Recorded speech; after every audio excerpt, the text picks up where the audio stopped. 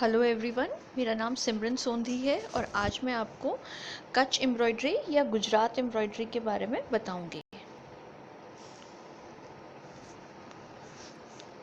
Gujarat India की एक बहुत बड़ी हेरिटेज है एम्ब्रॉयडरी में, क्राफ्ट में, क्योंकि ये जो इनकी कच्छ एम्ब्रॉयडरी है वो बहुत ही फेमस और वर्सेटाइल है। जो हब है कच्छ एम्ब्रॉयडरी का वो बेसिकली कच्छ और सौराष्ट्र में है, जहाँ पे सारे आर्टिजन्स होते हैं जो बहुत ही एक्सक्विसिट डिज़ाइन और क्रिएटिव डिज़ाइंस बनाते हैं।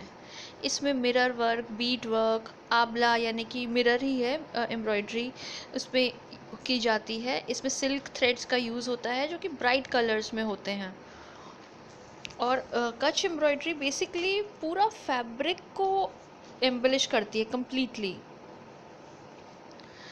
और बेसिकली ये रबारीज के द्वारा की जाती है, जो कि एक घुमंतू जाति के लोग हैं, जनजाति के। और लेकिन अब आजकल जो ये एम्ब्रॉयडरी है गुजरात की, ये इसको इंटरनेशनल फेम अचीव हुआ है। हिस्टोरिकली कहा जाता है कि एक कैटल ब्रीडर था काठी जनजाति का। वो बाद में यहाँ सेटल डाउन हो गए थे और उन्होंने ये काम करना स्टार्ट किया था। बहुत सारे उनके पास डिज़ाइन थे, थीम्स थे, पैटर्न्स जिस पे वो ये एम्ब्रॉयडरी की जाती थी। 16th और 17th सेंचुरी में कच्छ एम्ब्रॉयडरी के कुछ पीसेस वेस्टर्न कंट्रीज़ में भी एक्सपोर्ट किए जाते थे। ये कहा जाता है कि 300 साल पहले एक कोई मुस्लिम फ़कीर या ऐसे कोई आए थे जिन्होंने मोचीज़ को ये एम्ब्रॉयडरी सिखाई थी। इसमें बहुत सारे अलग अलग सब स्टाइल्स होते हैं, जैसे सूफ, खरीक, पाको, रबारी, गरासिया, जाट, मुटावा। इनके बारे में हम आगे पढ़ेंगे। बहुत सारी जो एम्ब्रॉयडरी है वो इसमें इंस्पिरेशन अपना लेती हैं आर्किटेक्चरल डिज़ाइन से, जैसे कि हीर भरत, जिसमें मिरर को फिक्स किया जाता है बीच में एम्ब्रॉयडरी के, और उसके आसपास फिर एम्ब्रॉयडरी की जाती है। इसमें ग्रीन, आइवरी, इंडिको, ब्लैक, डीप रेड, येलो और ऑफ वाइट कलर का यूज़ किया जाता है। इसमें एक रोमांटिक मोटिव्स भी होते हैं, ह्यूमन फिगर्स हैं, डांसिंग पोजेस हैं, डांसिंग पिकॉक्स हैं। इसके जो मोटिव्स होते थे वो यूजुअली पर्शियन और मुग़ल आर्ट से इंस्पायर होते थे। बीट वर्क इसमें बहुत ही ग्रेट फिनिश से इसमें इनकॉर्पोरेट किया जाता था, और एक कॉटन और सिल्क दोनों ही तरीके के कपड़े पे किए जाते थे। इसकी हम वैरायटीज़ और स्टाइल्स के बारे में बात करें तो पहली वैरायटी है सुफ।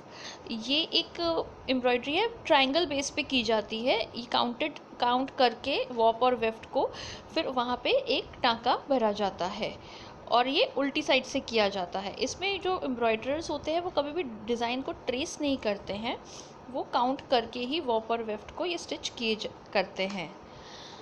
और ये जो होती है डिज़ाइन, इसमें बहुत सारी सिमेट्रिकल पैटर्न्स और फिलिंग की जाती है छोटे छोटे ट्रायंगल्स से। नेक्स्ट है खड़ीक। ये भी एक ज्योमेट्रिकल स्टाइल है। इसमें ब्लैक स्क्वायर से आउटलाइन की जाती है और फिर उसके जो अंदर की स्पेसेस हैं उसको सैटिन स्टिच से भरा जाता है, और इसमें पूरा का पूरा फैब्रिक फिल कर दिया जाता है। नेक्स्ट है पाको। पाको का मतलब होता है सॉलिड। तो इसमें एक छोटा सा स्क्वायर होता है, इसमें चेन और डबल बटन होल स्टिच की से एम्ब्रॉयडरी करी जाती है, और फिर इसको ब्लैक कलर की सैटिन स्टिच से इसकी आउटलाइन की जाती है। इसमें फ्लोरल डिज़ाइंस वगैरह होते हैं, लेकिन उसमें एक सिमेट्रिक पैटर्न बनाया जाता है।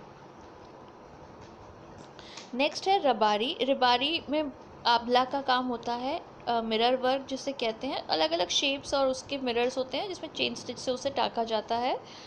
इस पे बहुत सारे वाइब्रेंट कलर्स यूज़ किए जाते हैं। बैक स्टिच इसमें यूज़ की जाती है, और इससे जैसे जेंट्स की जैकेट और वुमेंस के ब्लाउज बनाए जाते हैं। नेक्स्ट है जाट। ये गरासिया जाटों द्वारा किया जाता था। ये इस्लामिक कल्चर को बिलीव करते थे, और ये घुमंतू जनजाति के होते थे। इस पे भी ज्योमेट्रिकल पैटर्न्स बनाते थे और गिन कर ही क्रॉस स्टिच को किया जाता था, और इसमें भी मिरर वर्क होता था। मुतावा, ये भी जो भेड़ बकरियां चराते हैं उन लोग के द्वारा की जाती थी। वो भी मुस्लिम समुदाय के होते थे। उसमें इनके और सब डिविजन्स और लोकल स्टाइल्स के द्वारा और बहुत ही ज्योमेट्रिक और बहुत ही फाइन एम्ब्रॉयडरी की जाती थी। गुजरात की एक बहुत ही रिच लेगेसी है एम्ब्रॉयडरी में। इंडिया में बहुत इम्पॉर्टेंट सेंटर है एम्ब्रॉयडरी का गुजरात, और ये जनरली विमेन फोक के द्वारा की जाती है। ज़्यादातर ये कैटल ब्रीडर्स की जो रबारी कम्युनिटी है वो करती है, और अब तो ये बहुत अच्छा सोर्स ऑफ इनकम भी है उन लोगों के लिए। और इन्होंने अपनी डिस्टिंक्ट प्लेस बनाई है national as well as international market में। और अब तो इसमें एप्लीक वर्क और ये वाली एम्ब्रॉयडरी लेदर वगैरह पे भी की जाती है। अब हम प्रेजेंट डे सिनेरियो देखें तो ये एम्ब्रॉयडरी ने तो दिन पर दिन बहुत अच्छा पॉपुलैरिटी गेन ही करी है। कोई भी चीज़ क्या होती है, अगर आप उसका प्रोडक्ट डाइवर्सिफिकेशन जैसे अभी हमने पढ़ा, ये एम्ब्रॉयडरी में वो जेंट्स की जैकेट और वुमेन के ब्लाउजेस में की जाती थी, तो वो क्या होता था पुराने टाइम में इन एम्ब्रॉयडरीज़ की कॉस्ट भी जैसे काफ़ी कम है और लोगों का रिक्वायरमेंट भी वो होता था। लेकिन अगर हम इसे समय के तो फिर क्या होता है, धीरे धीरे ये एम्ब्रॉयडरीज़ की रिक्वायरमेंट कम हो जाती है और इनकी कॉस्ट बहुत हाई हो जाती है, तो इस वजह से ये एम्ब्रॉयडरी धीरे धीरे ख़त्म हो जाती हैं। लेकिन इसमें क्या हुआ है, उन्होंने अपना प्रोडक्ट डाइवर्सिफाई किया है, जैसे कि purse, bag, juttis, skirt, scarf, belts, इस तरह से आर्टिकल्स बनाने शुरू करें। तो उसमें क्या होता है, एक तो अगर डिज़ाइन के नाम पे या कुछ ऐसा करके, एक तो आपने उसका सरफेस एरिया कम कर दिया तो भी उसकी कॉस्ट इफ़ेक्टिव हो गया, और दूसरा आपने एक ऐसा आर्टिकल बनाया जो प्रेजेंट डे में प्रेजेंट मार्केट में एक्सेप्टेबल है। तो और बहुत सारे फैशन डिज़ाइनर्स हैं, वो ऐसे क्लोथिंग और ऐसे डिज़ाइंस क्रिएट कर रहे हैं जो इंस्पायर्ड हैं कच्छ एम्ब्रॉयडरी से, और इस एम्ब्रॉयडरी को एक ग्लोबल प्लेटफॉर्म मिल रहा है। अब इसमें अगर मेंटेनेंस की बात देखें तो बेस फैब्रिक पर्टिकुलरली थोड़ा स्ट्रॉन्ग थोड़ा लेते हैं, क्योंकि थ्रेड और बीड वर्क और मिरर वर्क अपने आप में काफ़ी वेट दे देता है, तो कपड़ा डेलिकेट होगा तो फिर वो थोड़ा काम नहीं कर पाएगा।